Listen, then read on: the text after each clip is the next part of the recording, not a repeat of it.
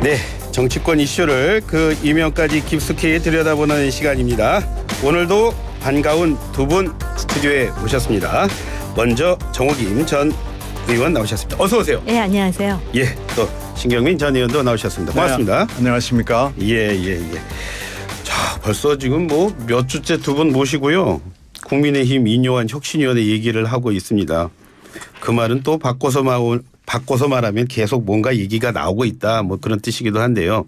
정 의원님, 인 위원장이 말이죠. 그 소신껏 거침없이 하라는 윤 대통령의 신호가 왔다. 그런 말 했거든요. 이 말은 어떻게 해석해야죠? 내 안에 김한길 있다 여기까지 했는데 내 뒤에 대통령이 있다까지 얘기한 건데요. 저는 사실은 이것의 함의도 함이지만 인요한 위원장은 진짜 한국 사람이구나. 왜냐하면은 미국인 같으면은 대통령한테 사인 왔거든 뭐 이런 소리 하면서 정치하겠습니까? 그러니까 한국의 정치를 정말 거의 100% 간파하고 있는 위원장이 아닌가 이런 생각이 들고요. 아직까지 한국에서는 이런 메시지가 당사자들에게는 굉장히 엄중하게 들릴 것 같아요. 그러니까 과거에 권위주의 시절에 한국형 민주주의 얘기해가지고 굉장히 비난받은 교수님 아마 기억하실 거예요. K대 교수님이셨거든요. 그랬는데 지금 이런 정치적 관행 이런 거는 사실 소신껏 거침없이 하라는 윤 대통령의 시그널이 왔다 이렇게 얘기하잖아요. 이거는 굉장히 어떻게 보면은 진솔한 거죠. 진솔한 거. 그러니까는 이것이 나 혼자만의 또는 혁신이만의 이러한 정책 결정이 아니다라는 거를 분명히 보여주고 있잖아요. 근데 사실은 이미 국민의힘의 대다수 사람들은 다 알고 있던 얘기인데 재확인해 준 거죠. 재확인. 사실 그런 얘기가 많이 있긴 했습니다. 저기 신 의원님 어떻게 보셨어요? 국민의힘 사람만 한 게 아니고 전 국민이 다 알던 걸 본인의 입으로 지금 확인해 준 거 아니겠어요? 이게 이제 올 것이 온 거죠. 권고 제2역 시간에 대한 권고안이 나왔을 때 이건 이제 사형 선고잖아요. 불출마든지 아니면 수도권으로 가라는 것은 험지로 가라는 건 사형 선고인데 이걸 알겠습니다. 저 죽으러 갈게요. 안녕히 계세요. 올 사람은 아무도 없죠. 그런데 지금 열흘이 넘었는데도 아무 메아리가 없고 반향이 없는 것으로 봐서는 이제 뭔가 좀 나올 때가 됐는데 그런데 올 것이 온 거고요. 이것을 인요한 위원장이 자기 입으로 한 건 인요한 위원장이 정의원 말짝으로 가부장적인 우리 한국 문화 그리고 정치권의 특히 국힘당의 해바라기 체질을 정확하게 알고 한 건데요. 이건 실수입니다. 큰 실수죠. 큰 실수인데 이분이 실수가 처음이 아니에요. 벌써 첫 일성이 혁신위원장 와가지고 낙동강 이남은 뭐 그만두는 게 좋을 걸 하고 얘기했고 저 김한길하고 자주 연락하거든요 라고 얘기했거든요. 그럼 이게 지금 사실 그리고 그다음에 매 맞고 우유 먹을래 그냥 먹을래 하는 것도 사실은 뭐 굉장히 센 얘기죠. 이번이 사실 어떻게 보면 네 번째 굉장히 중요한 얘기를 한 건데 올 것이 온 거고 메아리가 없을 때 아마 이런 얘기가 어디선가는 나올 거라 했는데 그걸 인 위원장이 자기 입으로 직접 한 걸로 봤을 때는 그만큼 사안이 급하다는 거고요. 또 하나 제가 깜짝 놀란 것은 인요한 위원장이 그 정도 혁신호 2호 권고안을 내놨을 때는 저는 사전 정지 작업 물밑 작업이 한 조금이라도 몇 명이라도 하면서 할 줄 알았는데 그게 아닌 것이 메아리가 없음으로 증명이 된 거 아니겠어요? 이건 무슨 얘기냐면은 이 중요한 공천의 문제, 공천 학살을 불도저식으로 하겠다는 방침입니다. 이건 저는 좀 놀랐어요. 한 몇 명이라도 그럼 제가 나갈게요. 제가 그만둘게요라고 하는 사람이 한두 명이라도 있을 줄 알았는데 이용 의원 전 수행실장 아니에요? 윤 후보 시절에. 근데 이용 의원이 그렇게 얘기하는데 아무도 감명을 받지 않습니다. 근데 그렇게 말씀하신다면 이게 좀 당무 개입 뭐 이렇게 비춰지지는 않을까요, 의원님? 당무 개입이죠. 근데 처음부터 다 그런 줄 알고 있었으니까 올 게 온 거고 이 과정은 소란하겠지만 결국 아마 결말은 권력의 뜻으로 갈 가능성이 높고 국힘당 체질이 원래 그러니까요. 민주당 같으면 굉장히 시끄러웠을 거지만은 아마 국힘당은 결국은 권력의 눈짓에 따라서 정리가 될 것으로 보고요. 지금 이 해당되는 윤핵관들이나 중진들은 예. 뒷목이 얼마나 서늘하겠어요. 그러니까 이런 걸로 봐서 지금 뭐 굉장히 소란하고 그러겠지만은 막 결말은 결국 시간이 해결해 주지 않을까라고 예상합니다. 시간이 해결해 줄 거다. 정 의원님, 그 언론에서는 또 여러 말 나오니까요. 뭐 극적인 반전을 위한 포석이다 이런 얘기도 나오는데 가능성이 있다고 보십니까? 아니 지금 신 의원님 말씀하셨잖아요. 이게 극적인 반전을 위한 포석이라면 좀 세련되게 드라마가 전개가 돼야 되는데 이미 그 대통령을 언급함으로써 그 혁신이라는 자체가 좀 퇴색된다라는 그런 인상을 줘버렸잖아요. 그러니까 예. 늘 정치라는 것은 그 사람의 진정성보다도 어떻게 일단 보여지느냐가 굉장히 중요한데 이것이 혁신을 위한 어떤 그런 그 몸짓이라든지 또는 어떤 필사적인 그런 노력으로 보이질 않고 뭔가 힘에 의해서 계속해서 밀어내는 예. 그런 이미지를 구축했다면 이거는 굉장히 극적인 반전을 위한 포석이라고 보기에는 이미 많은 부분이 지금 그 오염이 된 것이다. 그리고 향후에 예.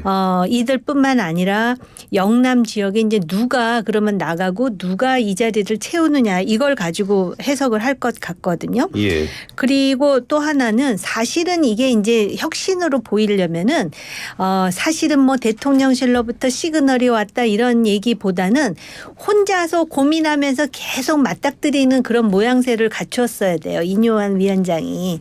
그런데 지금 보면은 그리고 그러한 노력의 일환으로 소위 그 구태의 어떤 그림자가 보이는 그런 정치인들이 스스로 물러나는 그런 그림이 됐었으면은 상당히 그 반향이 있었을 텐데 계속 한쪽에서는 힘에 의해서 밀어내려 오르고 한쪽에서는 지금 버티기를 하는 것 같은 이런 인상을 줌으로써 예. 사람들이 주목하게는 만들어요.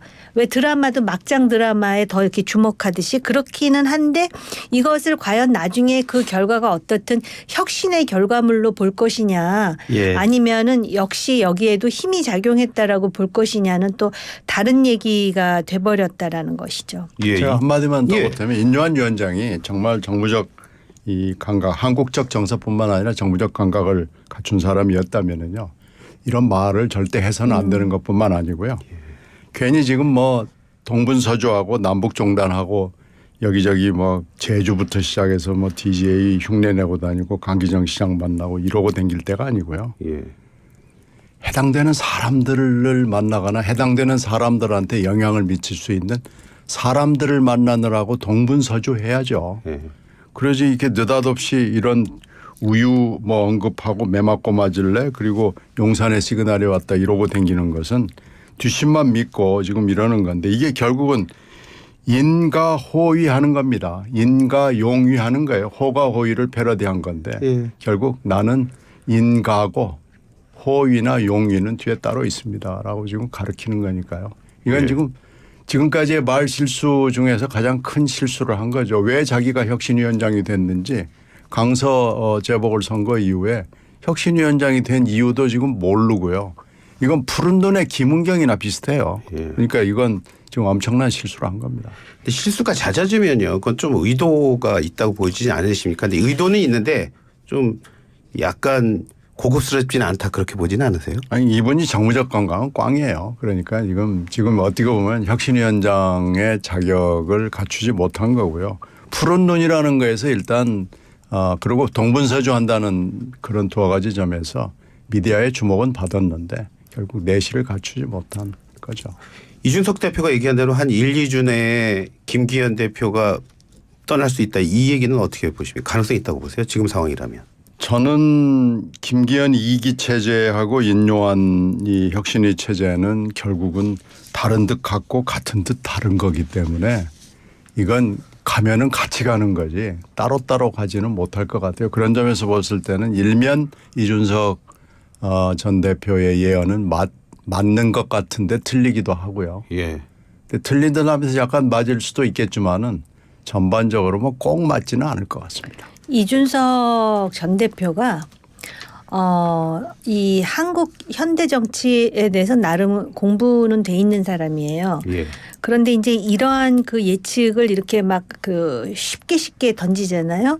근데 나름대로 자기의 정보 소스가 있는 것 같아요. 그러니까는 지금 이렇게 이준석이 코너에 몰렸지만 이 그 일반화하기는 어렵지만은 그 사람들이 어떤 그 권력과 관련한 게임을 할 때는 보험을 든다는 차원에서 양다리 삼다리들이 또 생기기 마련이거든요.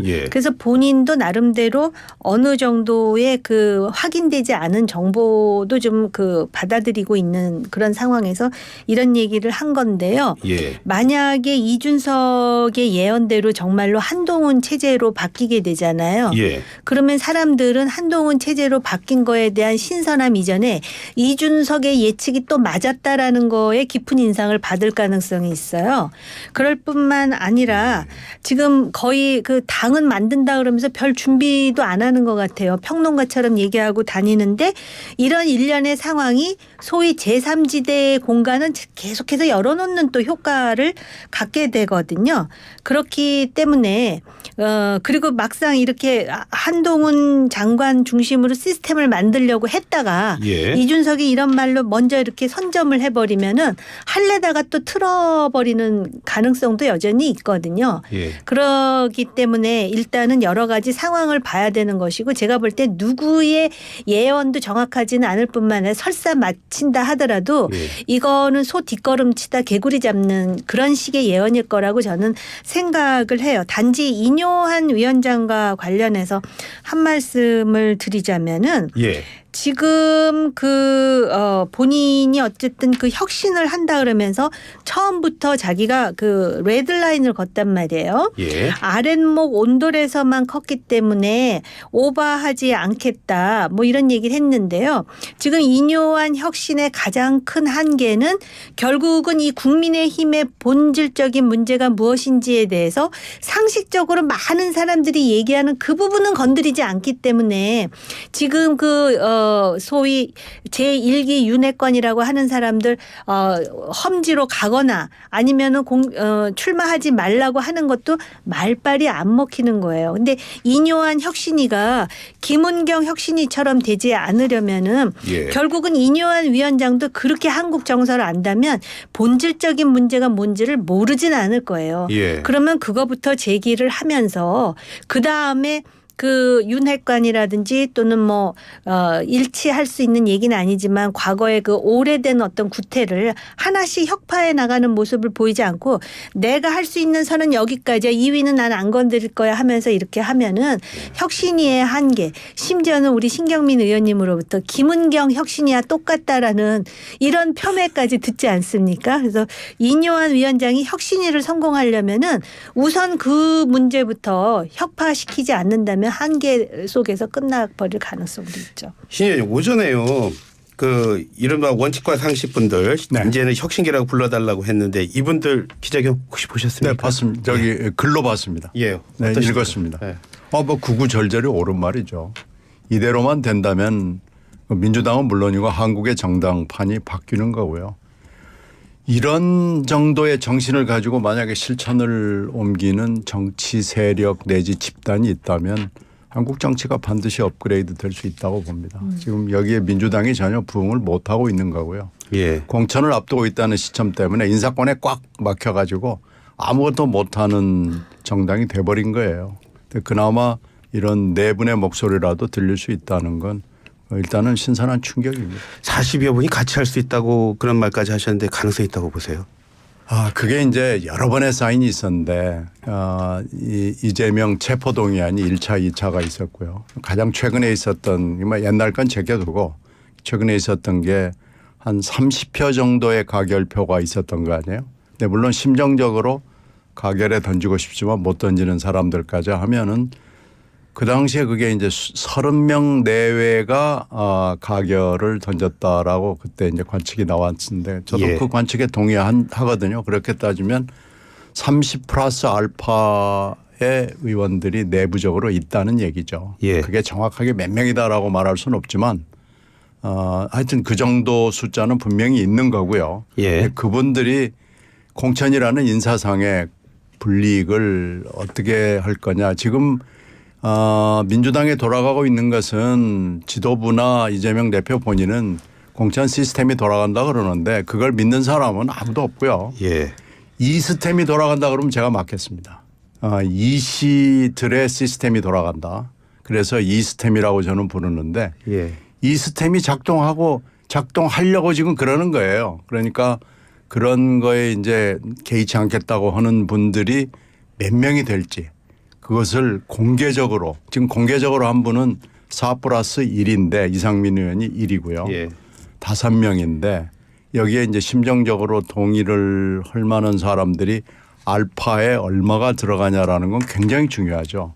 예. 그것이 복수가 되고 그리고 그것이 교섭단체를 만들 만한 숫자가 되고 그건 이제 20명입니다. 예. 이렇게 되면은 이건 하나의 정치 세력으로서 큰 의미를 가질 수 있습니다. 예. 그런데 지금 일단 미약하지만 이런 정도의 목소리를 가지고 있다는 것은 저는 뭐 정치인으로서 한번 해야 되는 일이고 할 수 있는 일이고 이것이 큰 의미를 갖는다고 봅니다. 정 의원님의 평가가 궁금합니다. 그 옳은 말 하는 사람들은 꽤 있어요. 근데 그 이제 정치학을 배우면은요 교과서에 뭐라고 나오냐면은 경제의 기본 단위는 돈이고 정치의 예. 기본 단위는 파워, 권력이다라고 나오거든요. 예. 이분들이 구구절절히 옳은 말씀을 하시는데 문제는 힘이 없다라는 게 지금 가장 그 근본적인 문제인데 그럼 힘을 누가 줘야 되느냐. 여론 그리고 주권자라고 하는 유권자들이 줘야 되거든요. 근데 우리나라가 보면은 상식 있는 국민들이 많고 또 선거의 결과를 보면은 굉장히 그 황금 분할 진짜 민심은 엄중하다라는 게 보여지는데 막상 이분들이 그러면 지지를 받아가지고 이러한 이야기를 계속해서 할 수 있는 그런 토양이 갖춰져 있나 하면은 예. 또 그게 아닌 것 같다라는 느낌도 들어요. 그래서 그 처칠이라든지 또꾸빌 같은 사람들이 그 국가 지도자의 수준은 국민의 수준이라고 말했는데 지금 보면 지도자라고 하는 사람들을 보면 국민의 수준은 훨씬 높을 것 같은데도 그게 잘 안 된다는 게 저도 굉장히 아쉽거든요. 그렇기 때문에 일단은 그 총선 공천에다가 그 초점을 맞추지 말고 내가 죽더라도 이게 정치입니다라고 말할 수 있는 용기가 있는 사람들을 더 끌어모으는 작업이 우선돼야 되지 않나. 그렇게 생각이 들어요. 예. 오늘 말씀 두 분 말씀 뭐 여기서 줄여야 하겠습니다. 예. 말씀 잘 들었습니다. 고맙습니다. 네, 고맙습니다. 감사합니다. 예. 지금까지 신경민 전 의원 그리고 정호김 전 의원과 함께했습니다.